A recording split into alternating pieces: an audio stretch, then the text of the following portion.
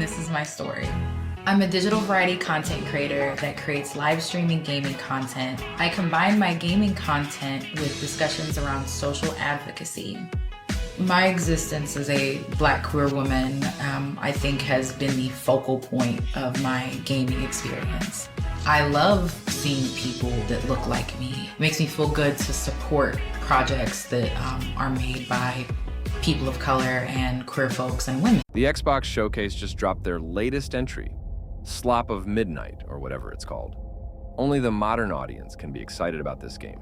Compulsion Games, the developers behind this DEI garbage, has deep connections with Sweet Baby Inc. and Alyssa Mercante. Just to let you guys know in advance what topics we are going to dwell on in this video. Xbox had the budget to create a real, enjoyable game for gamers. Something worth playing. Instead, they wasted it on yet another magical journey. Nobody asked for this. This game is another Black lesbian girl simulator. We don't need more of these subtypes. Every time they show this game, it somehow continues to look worse and worse. Who wants to play this? Are any of you excited to spend your money playing this game?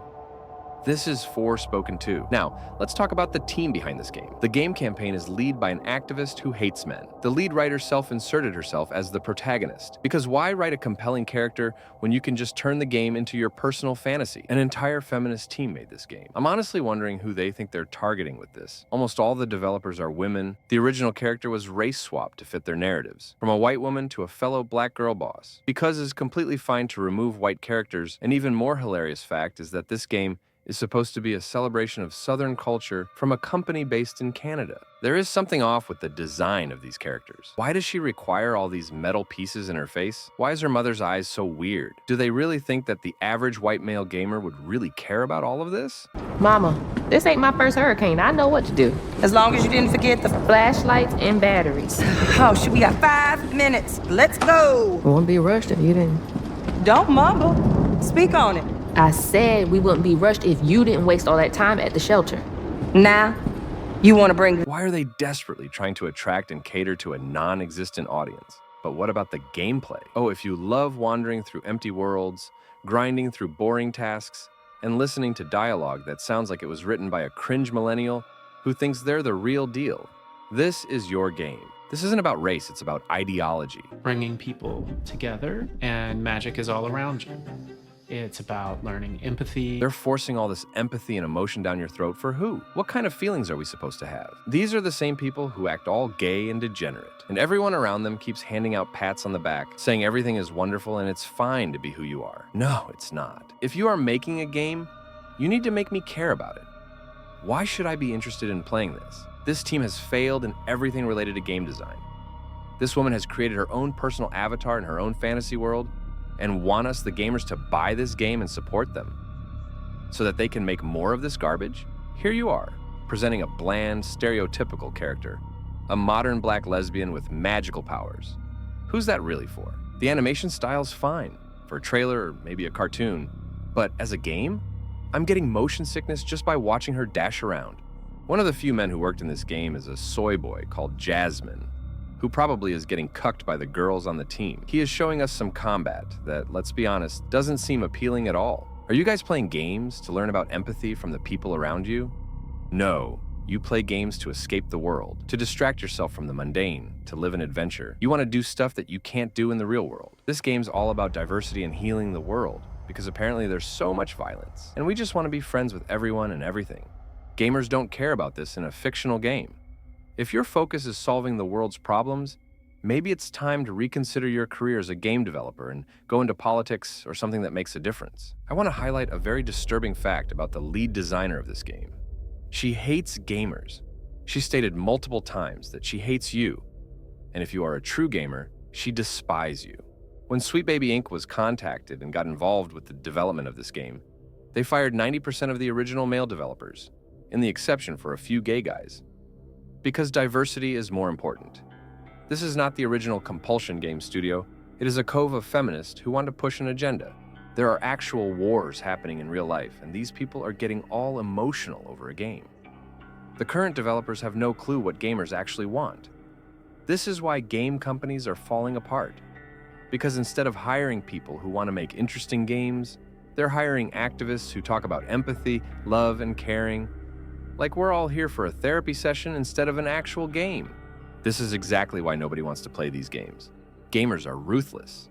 They want a challenge, not a feeling simulator. All the people who are working in this company are gay and feminist. They hate men, they hate gamers, and they hate fun. It's all about pushing an ideology. Everything about this game is the protagonist, how cool she is and how she can do amazing things. And do you know why? Because this character is a self-insert of the writer. This is a team of 90% women and a couple of gay guys. And you know why? Because the director of the company only hires people of color. She clearly stated that she is not interested in white dudes. And she is openly racist towards white and Asian in general.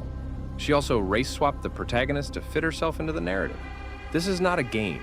It is a group therapy session on how white people are bad and black girls are much better. The story of this game is pretty weak. Hazel's dad left 20 years ago to buy milk and never came back. After arguing with her mom, lightning strikes the house.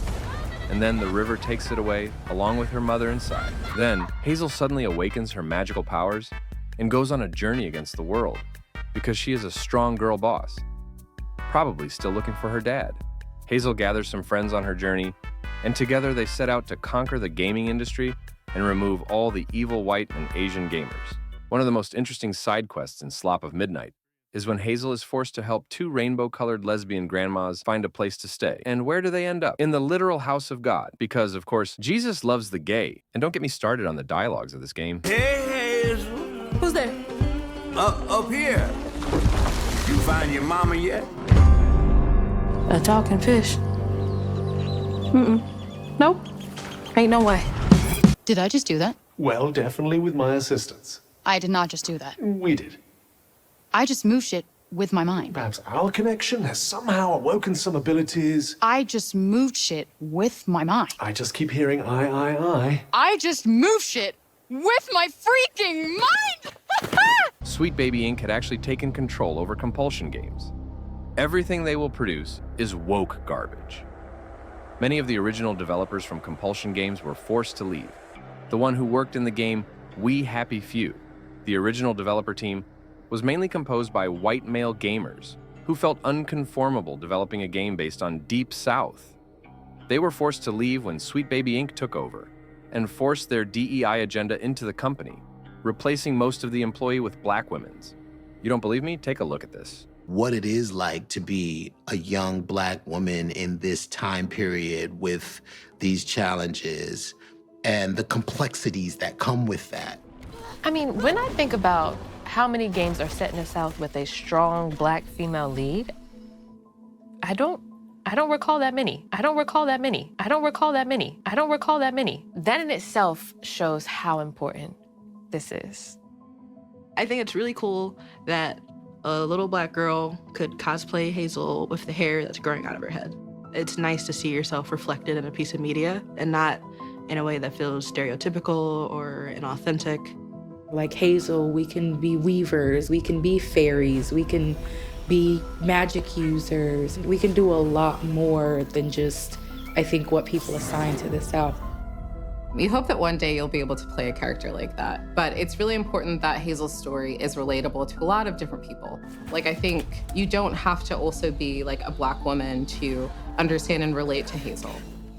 You know, she's battle ready, but then she's also, you know, opening up to her inner child. And then it gets really dangerous at other times. She's kind of doing a little bit of it all. I think it shows how. Before anyone starts screaming racist, let's get one thing straight. There are plenty of amazing black characters in games and movies. Race isn't the issue here. The problem is that this woman wanted to create her personal dream game. And to do it, she gutted 90% of the studio, firing experienced devs, just to fill the room with women and people of color. All so they could build her black girl boss trademark fantasy. Do not buy this woke garbage and don't support these rainbow cultists. They will all eventually go broke and close their company. To give you a proof of the race swap and completely change of the character, listen to this. Story centers around a young black girl. Story centers around a young black girl. So I couldn't help but be just in love with that idea. Katie Robinson has made it clear that she can't stand white characters. So instead of creating something original, she decided to race swap an existing one. When I first seen a picture of Hazel, I was like, oh my gosh, that could really be me. Just her facial structure resembled mine. So what I did is I dressed exactly like Hazel in my audition. And I had fun with it. It's a mug, I'll clean it up. Jeez. Your great-grandmother made this. And you never told me that. And I would say that some of the details that I really hone in on is the accent. Oh my God. Who would do that to a kid? My family's from North Carolina, so I had a background of what that accent would sound like, and then I had a little bit of training to help me with just to really precisely place it where it needed to be. And then with her attitude, I just gotta make sure I am in a spunky, ready pace. You know, she has sassiness, she has a modernness to her, but she's also respectful of her elders. She's also very empathetic. She's very driven, competitive. And I remember just feeling so connected. Her journey paralleled with my journey. Thanks for watching. There are plenty of DEI-infected games out there. Drop any titles that come to mind in the comments, and I'll cover them in the next video. Don't forget to like and subscribe. Stay tuned. The fight against corruption in gaming never ends.